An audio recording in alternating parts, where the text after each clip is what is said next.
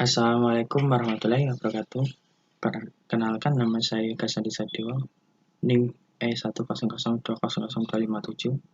dari kelas E, Fakultas Geografi, Universitas Muhammadiyah Surakarta.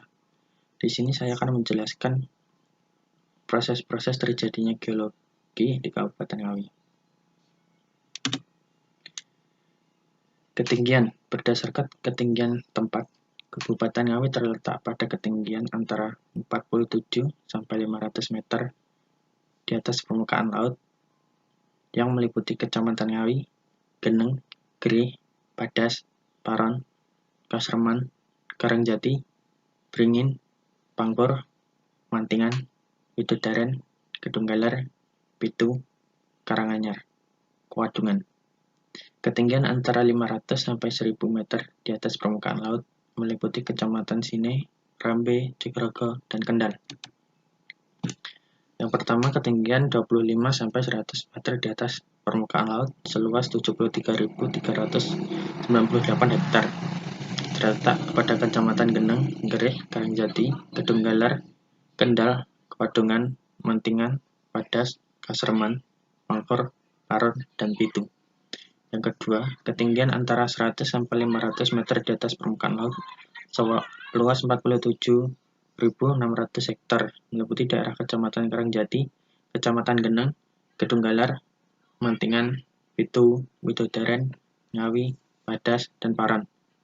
Yang ketiga, ketinggian antara 500 sampai 1000 meter di atas permukaan laut seluas 5.075 hektar terdapat di Kecamatan Cikrogo dan Kendal. Yang keempat, ketinggian lebih dari 1000 meter di atas permukaan laut seluas 3.515 hektar meliputi Kecamatan Rambe dan Sine. Jenis batuan induk alluvium. Jenis batuan alluvium terdapat di wilayah dataran rendah dengan kemiringan lahan antara 0 sampai 2% dan ketinggian 25 sampai 100 meter di atas permukaan laut, serta kedalaman efektif tanah lebih dari 90 cm dengan tekstur tanah sedang. Umumnya jenis batuan ini terdapat di Kecamatan Gerih, Geneng, Ngawi, Padas, Kasreman, Karangjati, dan terdapat di seluruh wilayah Kecamatan Kuadungan, serta Kecamatan Mangkor. Yang kedua, Miocene Limestone Facies. Proses terjadinya dan lokasi jenis batuan induk ini terdapat di wilayah dataran rendah dengan kemiringan lahan 0 sampai 2% dan 2 sampai 15% dan ketinggian 25 sampai 100 meter di atas permukaan laut, serta kedalaman efektif tanah kurang dari 30 cm dengan tekstur tanah sedang. Umumnya jenis batuan induk ini terdapat di wilayah Kecamatan Pitu, Ngawi, Padas, Kasreman, Beringin, dan Karangjati. Yang selanjutnya, yang Quaternary Volcanic Product.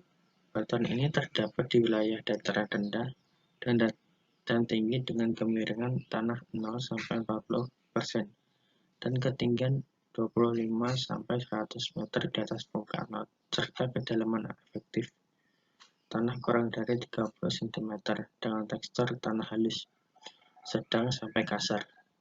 Umumnya jenis induk ini terdapat di Kecamatan Mantingan, Widodaren, Ngawi, Sine, dan di seluruh wilayah Kecamatan Paron, Geneng, Gerih, Rambe, Cikrogo, Kendal. Crustacean Sedimentary Facies. Batuan induk ini terdapat di sebagian kecil Kecamatan Ngawi, Padas, dan Karangjati.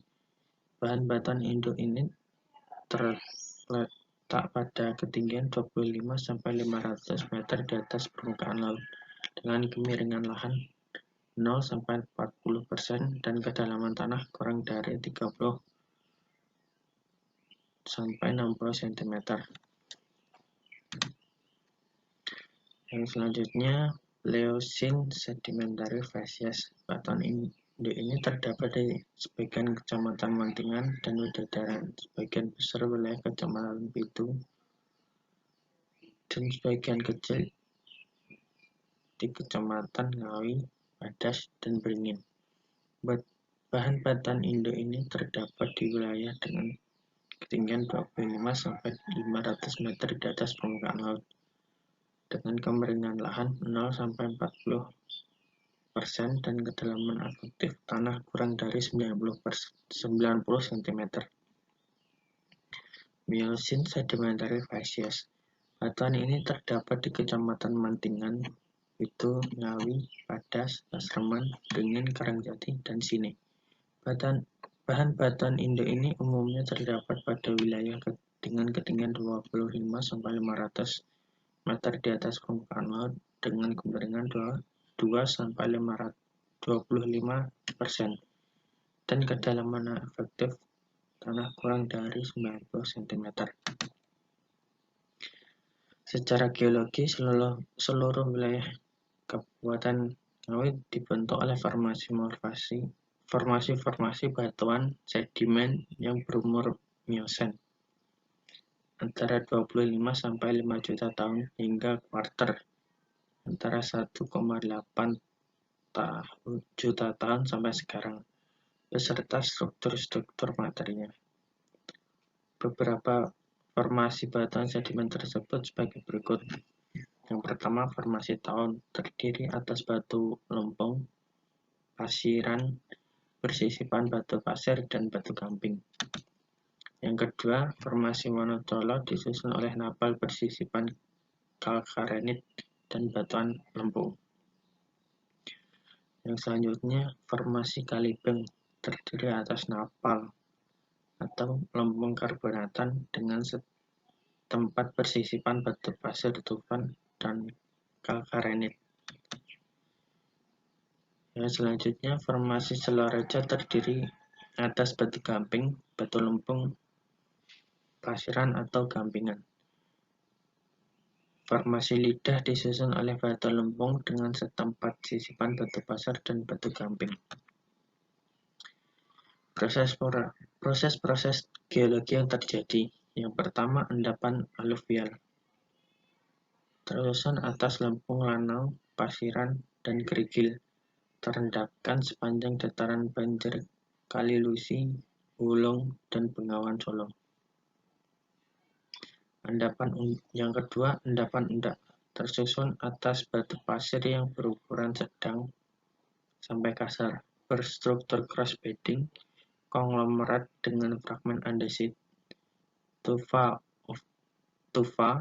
opal, rijang, kalsedon, batu gamping, dan kepingan fosil vertebrata. Tebal diperkirakan sampai 4 meter. Yang ketiga, endapan lawung. Tersusun atas batu pasir gunung api, batu lempung lanau gunung api, freksi gunung api, dan lava. Satuan ini menindih tak selaras formasi yang lebih tua di lajur kendeng bagian selatan. Yang keempat, formasi Notapuro tersusun atas freksi lahar, batu pasir gunung api, konglomerat, dan batu lanau gunung api. Lingkungan pengendapan darat. Tebal antara 30-40 meter. Formasi ini berumur Pleistosen akhir. Yang ke-10, formasi Kalibeng. Napal pejal dan setempat sisipan batu pasir antara 20-50 cm, bersifat tufan dan gampingan. Di beberapa tempat bagian bawah dan tengah terdapat breksi yang merupakan anggota banyak dan di bagian atas batu gamping anggota glidik. Formasi ini mengandung foraminifera bentonik, di antaranya Cassiodulina, Zibisedes, Nudusaria, dan Planulina. Fosil foraminifera plantonik adalah Globurotalia cassaformis, Globurotalia plesiotumida, Globurotalia tensis, dan Puliniatina obliquloculata yang menunjukkan umur Miocene akhir sampai Pliocene awal dengan lingkungan pengendapan pada neritik dalam sampai badial atas. Tebal mencapai 5.000 meter. Yang ke-11, formasi Ledok batu gamping dan batu gamping glaukonitan. Di bagian bawah perselingan batu gamping keras dengan yang lebih lunak, dan di bagian atas berkembang batu gamping glaukonit. Batu gamping berwarna putih kecoklatan, keras, agak lunak, berlapis 3–25 cm, menebal ke atas 65 cm. Batu gamping glaukonit berwarna putih kehijauan, berlapis 5–25 cm ke atas, bersifat gamping pasiran dan lembungan. Struktur cross laminasi. Formasi ini mengandung foraminifera bentonik, di antaranya Bulimina sibicides, Elpidium ebonides, Nonion, dan Rhotalia. Fosil foraminifera planktonic adalah Globigerinoides extremus, Globorotalia asostensis, dan Globorotalia pseudomyocenica, yang menunjukkan umur Miosen akhir bagian atas dengan lingkungan pengendapan pada neritik dangkal. Tebal formasi diperkirakan 100–525 meter. Itulah presentasi dari saya. Kurang lebihnya mohon maaf. Wassalamualaikum warahmatullahi wabarakatuh.